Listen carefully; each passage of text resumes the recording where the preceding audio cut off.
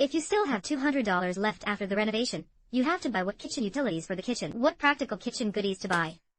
First of all, to arrange a set of free whole double spice rack, large bottles and small cans are organized.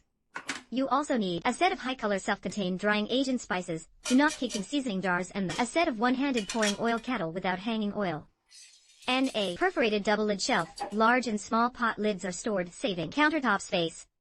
A rotating octopus hook can be used to hang a broom, or to organize a chopping board. Rotating octopus hook.